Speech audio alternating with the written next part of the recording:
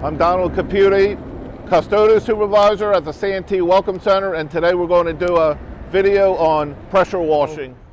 My name is Leo. I'm here at the Dillon Welcome Center. I am the custodian supervisor here at the Dillon Welcome Center. Welcome. Hello, I'm Jamie Baltman, Maintenance Supervisor for the Santee Welcome Center. Today we'll be talking about pressure washing.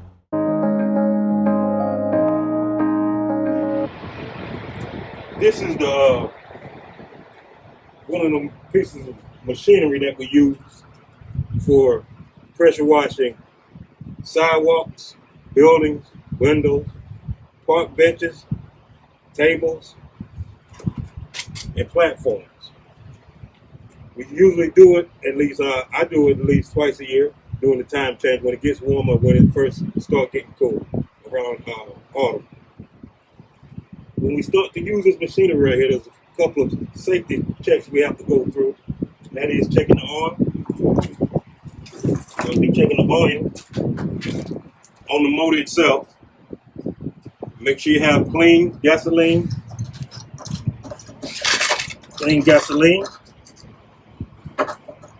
Ensure your crankcase gear oil is up to a decent limit so that the pump will pump and actually hold the pressure. Okay, we have choke switch, emergency gas switch on and off, and we have the throttle, high and low. Okay, we have back here, this hose here will be for the inlet, the water hose from the water source. This side here will be the pressure side for the sprayer. We have different various types of tips that go in. One for pressure washing, one for putting soap down, and then assorted colors: red, green, black, orange, yellow, and white. We mostly use the white one because it has a stronger pattern to it, and we cover more space. This machine carries two hoses. Just like I said, one for the pressure side sprayer and one for the inlet from the water hose. This spot right over here is for the exhaust. It's very hot on this side. We don't want any hoses leaning up against it because they will melt. And then we'll have to start all over again. They will melt. So that's a safety hazard. And we always try to keep it on this side, away from that side, because it's very hot and an accident can happen. The first two important things you do when operating the pressure washer is you always check, see if you have gas in here. Always make sure the oil level is fine too. And we're good to go. Both the gas and oil are good to go. Proper operation of the pressure washer is you want to make sure at all times you have the water hose hooked up first. At all times, that's the most important thing. And then you hook up the pressure hose secondly, then turn the water on. And safe shutdown of this is you turn the unit off first, and then take the water hose out first, and then after that you want to depressurize your wand.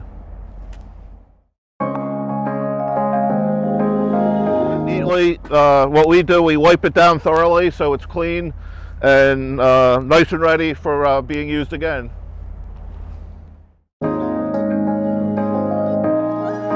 Okay, when using this machine, we always have our PPE handy. Sometimes we have to be gloves, always eye goggles, and sometimes an apron. PPEs are very important too. This is a high pressure machine and you never ever want to put your fingers near here. You could really seriously hurt yourself. And also steel tip boots and regular rubber boots are recommended too to keep yourself dry, but safety is very important operating the pressure washer.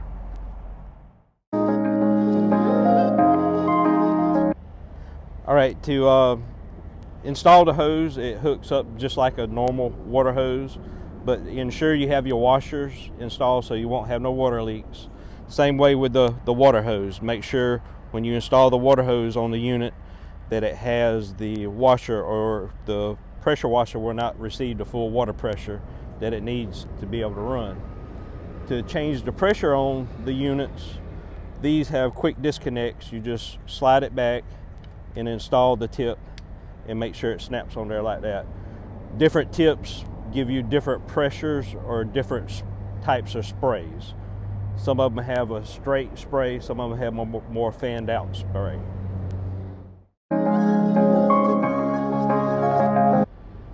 All right, we're gonna go over the starting procedures.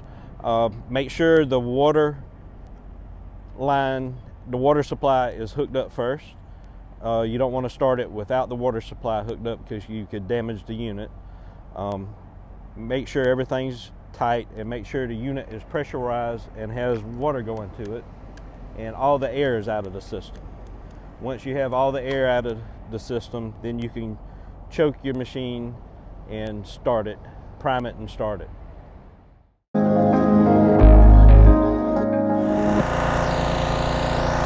All right, the technique we use is just and follow your lines.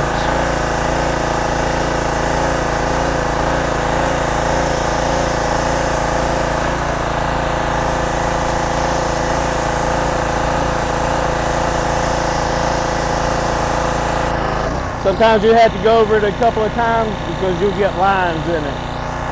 But after you do it that way, you can come this way.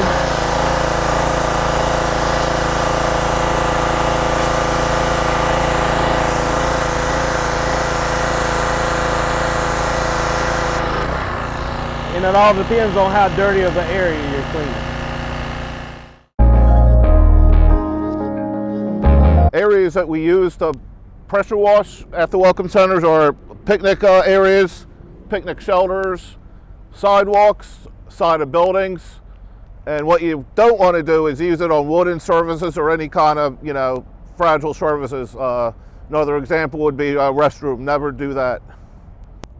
Areas that we use the pressure washer on are picnic shelters, other concrete tables, outside of buildings, sidewalk areas, or concrete trash cans, the outsides of them. And you could use a lesser pressure setting if you want to do wood and all that, but make sure you don't put the tip too close.